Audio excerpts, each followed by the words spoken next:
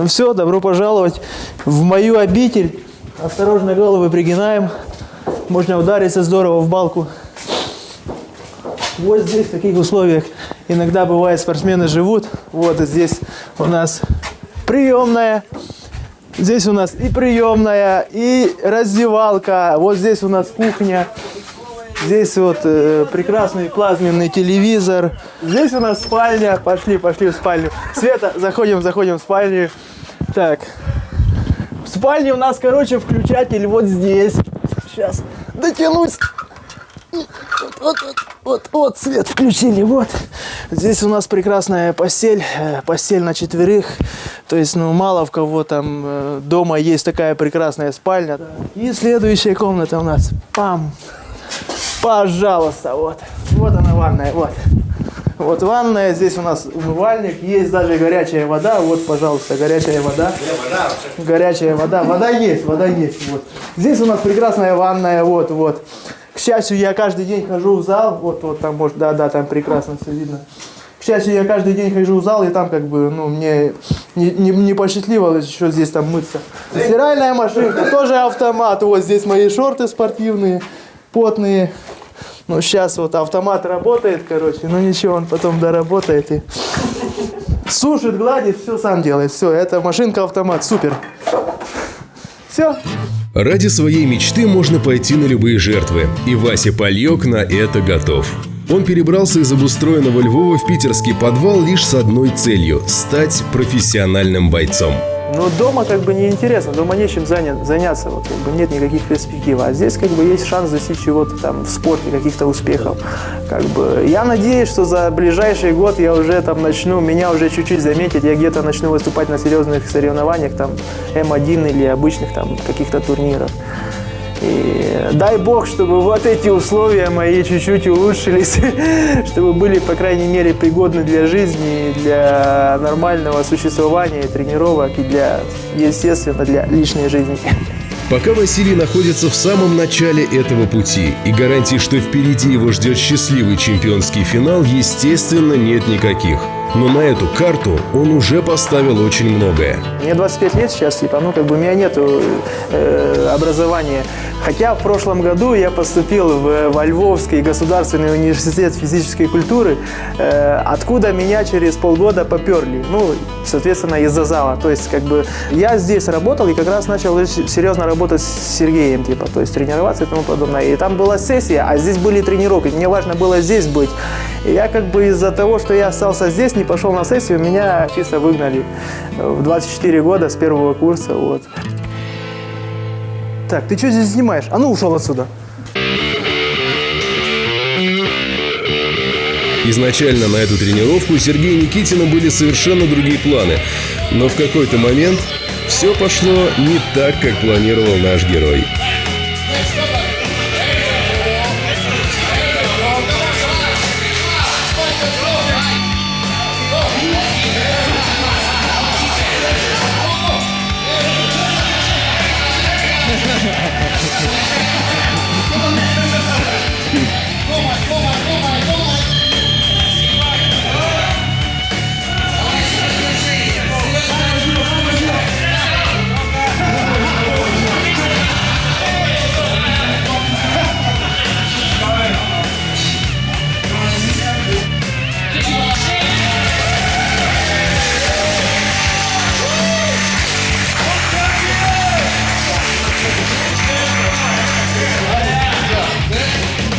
Торжественная церемония вручения пурпурного пояса в клубе Brazilian Top Team превратилась для нашего героя в настоящее испытание духа и воли. Давай, Серега, как ощущения? Это капец, я сейчас блевану. Я не ожидал, что будут такие традиции. Я даже не готов был, когда пришел на тренировку, что вручение пояса предполагает борьбу со всеми, кто здесь борется. Но я еще прошел слабый экзамен на коричневый пояс и на черный. Намного экзамен сложнее. Невзирая на то, что ты выиграешь, там турнир какой-то, все равно внутри секции постигнуть испытания. Сила воли только в таких моментах нарабатывалась. черным поясам вообще грех считается сдаваться. Это душа еще для них. Если ты сдался, это серьезно. Надо засыпать. Свое начало эта история получила после боя Акопа Степаняна с американцем Джастином Уилкоксом. Тогда стало понятно, что Акопу надо подтянуть борьбу, и парни остались в Штатах осваивать джиу-джитсу. Акоп фантастический боец, от него исходит энергетика боя. Он талантлив, здорово бьется в стойке, над партером нужно бы поработать. Мы хотим сделать видеообращение. Мы приняли решение остаться в Америке для того, чтобы выступать на всевозможных турнирах по джиу-джитсу здесь. Это желание привело их в знаменитый зал Brazilian Top Team к тренеру Джулиано Прадо.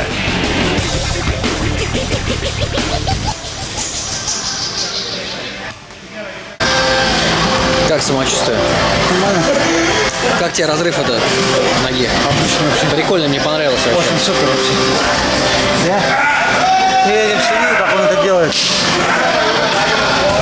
Как раз хотел спросить. Он тебе показал, мне понравилось тоже, я запомнил. Тренировки под руководством знаменитого бразильца прошли для Акопа на отлично. Делай отсюда! Делай!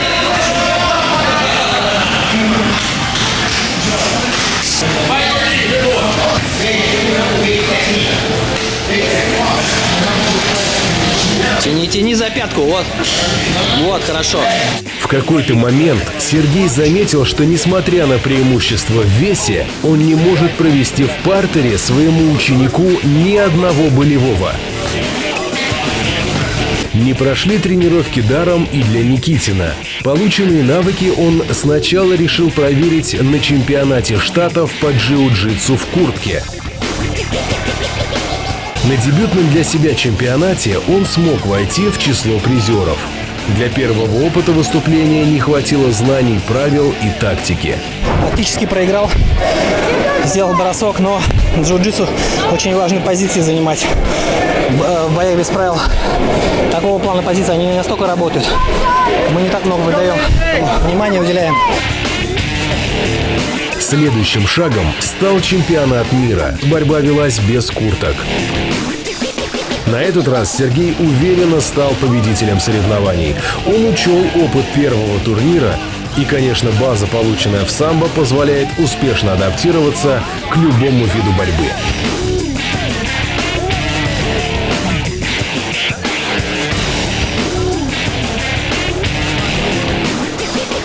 Кстати, в этих соревнованиях планировал принять участие и Акоп Степанян. Но от этой идеи пришлось отказаться после того, как Беллатор объявил дату его следующего боя, который, как мы помним, сложился для Акопа не самым удачным образом.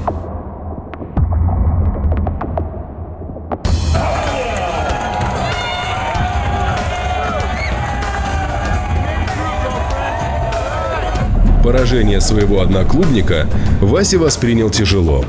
Блин, Жень, вообще уже третий бой у него такой, ну почти там 100% выигрыш, и тут чисто не везет, и все. Ну как бы не везет, и минимальные какие-то недоработки, может психологически он где-то что-то подсдал. Но спорт есть спорт, и чем закончится, например, его дебютный профессиональный бой, мы тоже пока не знаем. А тут еще эта старая травма, которая мешает полноценно тренироваться.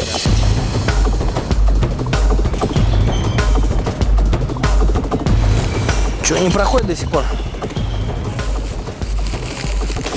Буквально через 1,5 недели будет бой. И потом после этого еще будет через несколько недель еще один. Есть свежая травма, с которой приходится бороться, но тренироваться просто необходимо. Нельзя оставить этот момент. Приходится делать укольчики.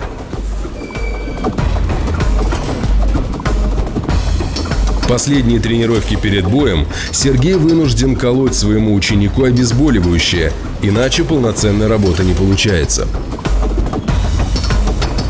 Все. Ты можешь смело тренироваться. Тяжело тренироваться нашему герою не привыкать. Он и зал-то себе нашел по принципу «где тяжелее, там и лучше». До этого зала, где спорт, я входил где-то 10-15 залов. разных как бы. То есть получилось там, может, я не попадал на правильные клубы и на правильных тренеров, но там был уровень не такой высокий, какой здесь. То есть получалось так, что я там параллельно с тем, что я работал и не тренировался сильно, как бы я там показывал хорошие результаты. Когда я пришел сюда, то здесь меня, можно сказать, все поломали и все, я понял, что здесь надо оставаться. Василий родом с Украины, где с детства и начал заниматься единоборствами. Сначала в селе Долгое, потом во Львове, а около года назад ради бойцовской карьеры перебрался в Россию. Получается, у нас работы нет, сюда едем. Для меня это просто был шанс не заработать деньги, а найти правильных людей. Как бы. Здесь у меня знакомых особо нету. Как бы, получается так, что я где работаю, там и живу, там условия спартанские, мягко говоря. Дома у меня лучше, дома у меня хорошо, там приятная атмосфера, там горы, лес, воздух, еда, родные люди, но все равно как бы дома делать нечего, а здесь как бы есть возможность не достичь, поэтому как бы приходится терпеть и чем-то жертвовать. Но мы с вами уже знаем, одного желания здесь мало. Здесь надо выйти в ринг и доказать, что ты можешь подтвердить свои мечты делом. А так, это всего лишь красивые слова.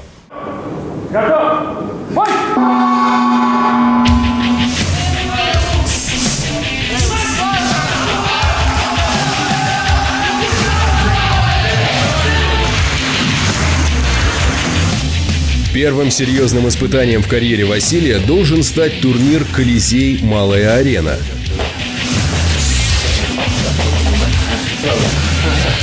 Если он победит сегодня, то сможет принять участие в большом шоу «Колизей» во Дворце спорта «Юбилейный». А это уже почти 5000 зрителей. Совсем другой уровень. Можно сказать, что мечта сама идет ему в руки. Главное – не упустить шанс.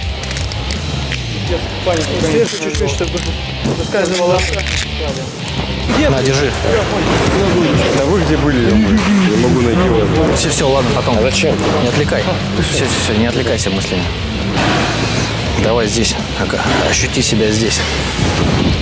У тебя хорошая передняя нога, имею в виду. Вот эта комбинация передняя нога, задняя рука, это у тебя вообще классно было бы. Серьезно тебе говорю. Конечно. То есть ты не подумай когда-то, но и попробуй это тоже сделать. У тебя передняя нога хорошая. Может пройти хорошо. Она у тебя жесткая такая. Та-да.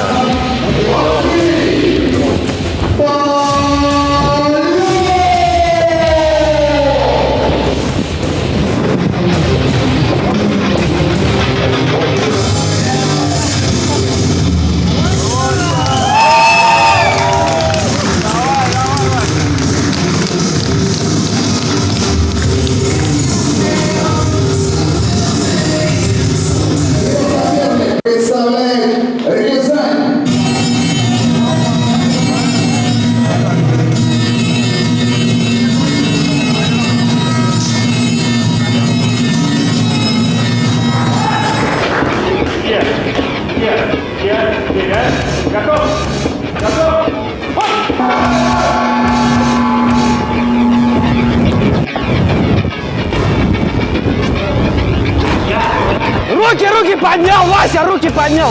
Ногой передней. Не опускай руки. Дистанцию, на дальней дистанции работай. Не надо! Руки поднял! Дистанцию дальнюю выбирай. Да. Отлично. Давай, обрабатывай. Обрабатывай. Бей потихоньку, не торопись. Одну руку, не торопись. Спокойно. По бедру, бей коленом. Вот так. Вот, высовывай, хорошо. Хорошо. Бей отсюда, бок. Да. Потихонечку. Пока радоваться нечему. Василий явно уступает в стойке своему сопернику.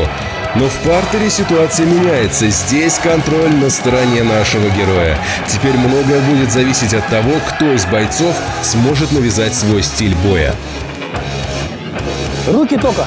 Вася, обнял руки. Вот так не надо стоять. Руки по... Вася, встал. На дистанции только. Не надо подходить. Продолжай, не выпускай его из партера. У него сечка, бей туда. Бей в сечку! Да, и бей туда. Бей! Бей! Бей! Продолжай! Бей! Аккуратно! И аккуратно. 2 минуты осталось. Продолжай бить его, не выпускай. Не выпускай. На середину. Но дождаться развязки этого интересного противостояния нам, по всей видимости, не удастся. Рефери турнира Вячеслав Киселев остановил бой из-за рассечения у соперника Василия. Чего? Все, что ли? Я не знаю. А чего такое? Сняли? Сняли, да? Все. Андрей Смирнов требовал продолжения. По решению врача Валерия держала. Василий Валерьев, самый ровный спорт. Еще раз отдельные аплодисменты. Андрей Смирнову за мужество. Если лучших игроков по решению врача было снят поединок. А мы продолжаем. 4-й бой. Фу, молодец, Васек. Только единственное, что ты руки опустил. Сразу, да. Ты вот и стоял очень на близкой дистанции с опущенными руками. Я очень рисковал. Первый момент я не видел ничего, а второй момент я уже, когда он меня поджимал под канатом после удара ногой, я уже видел его коряги эти. Ну, как бы. То есть, ну да, надо здесь руки держать, но как-то, блин, уже более-менее почувствовал второй. Вован, Вова, сфотографируй нас, пожалуйста, пока ты в крови.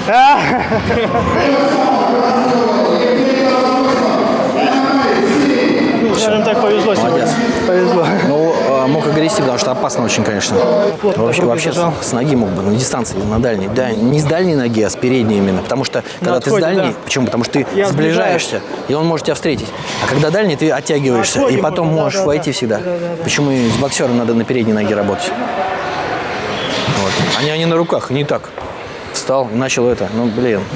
Это да, блин. Ну, ладно. Ну, главная победа. Пойдем в этом, Женю поддержим. Был ли наш герой сильнее своего соперника? На этот вопрос прошедший бой ответа не дал. И кто-то может сказать, что ему просто повезло. Возможно. У самого Василия на такие рассуждения времени особо нет. Ведь всего через несколько дней его ждет новый бой. Ему надо идти дальше, к мечте. Но все-таки выводы из слов тренера надо сделать. Иди, Вась, поласкайся.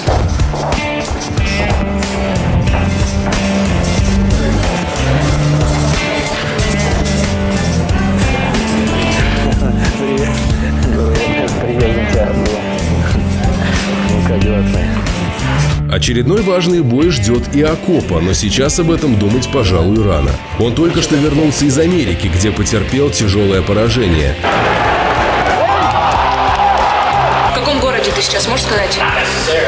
Ответь, в каком ты городе.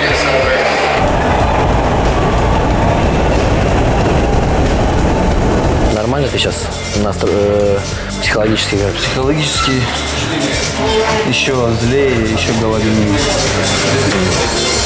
Тебя не останавливает это? Нужно время переварить эту ситуацию, понять, что же идет не так, где допущена ошибка. Может быть, это череда неудач. Знак, что пора завязывать с боями. Но мы оба с тобой знаем, что у меня во всех видах спорта начиналось поражение. После каждых таких ситуаций просто делаешь для себя какие-то выводы, учишься на ошибках. Когда думаешь начать тренироваться? Завтра. Серьезно? Молодец. Ясно. Акоп готов идти вперед. Но все-таки что стало причиной его неудач? Тренер считает, что все дело в ответственности, которая легла на его плечи в Беллатор. В России ты только начинал, ты был незаметный особо для многих, да? Потому что ты только начинал. Ты сейчас живешь этим, да, и это твоя зарплата, это твоя жизнь, и это твоя мечта. И вот ты еще ближе к ней, и она более важна для тебя стала, потому что ты уже ближе. Когда она где-то далеко, ты еще как бы, не так в сердце ее видишь. А когда она уже вот, еще чуть-чуть, и ты можешь стать чемпионом, чувство важности, оно зашкаливает. Вот и все. Зашкаливает, и тебе тяжело как бы. А если для тебя станут бои как тренировка, тебе станет еще легче драться. Потому что на тренировке тебе равных нету. Это настрой такой, хладнокровие. Это психология. Но, возможно, тренер ошибается. И дело совершенно в другом.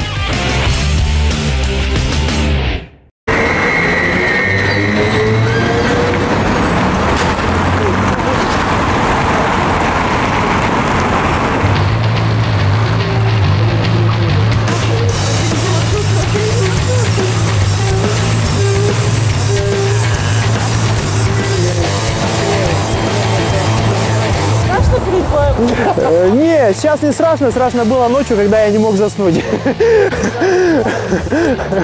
Вот, а сейчас вообще ничего не страшно. Главное показать красивый бой. Плюс забрать 30 штук, а то Филок уже вообще... Здесь 3 боя, то есть первый и второй бой ни хера не башляет. Это мало на самом деле. За первый и второй вообще ничего не платят. Если в финал входишь, то 10-ку. Прошло чуть меньше недели, а Василию предстоит вновь выйти на ринг. На этот раз он выступает в рамках турнира IDMMA в 8-ке, и чтобы стать победителем, надо выиграть 3 боя. Еще это значит, что призовые достанутся только финалистам. Но деньги обещают неплохие, и почему бы не рискнуть? Здравствуйте. А вы где? Мы на соревнования, пустите.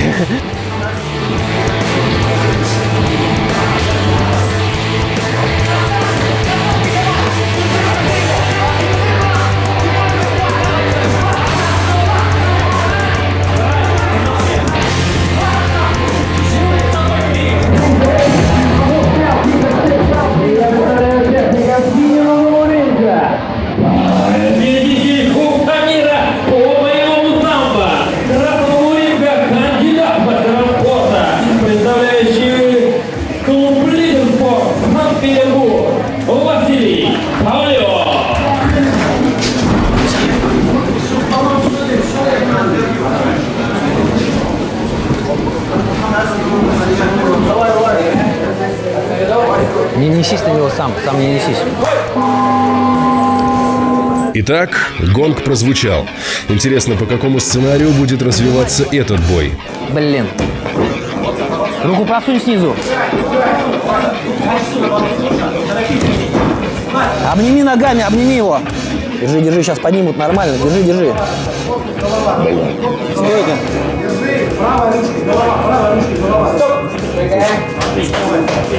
Не подходи близко к канатам. Да. Огрызайся. О! Сделал ли Василий выводы из своего предыдущего поединка? Пока кажется, что нет. По крайней мере, руки он все так же опускает, а это чревато. Руки. Вот, молодец! Но вот случилось то, что должно было случиться. Если руки внизу, то в голову обязательно что-нибудь прилетит. Иногда он жесткий. Обнял! Еще! Стоп! Блин. Стоп!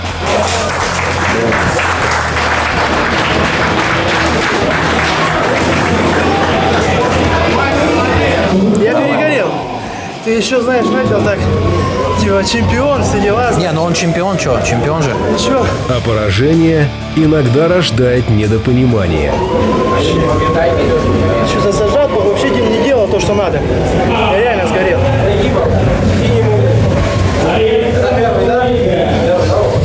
Сука, блядь. Я бы выиграл, а так? Боец уверен, не зная он титулов своего соперника, смог бы по-другому настроиться на этот бой. После боя было мнение о том, что я виноват, что я неправильно настроил.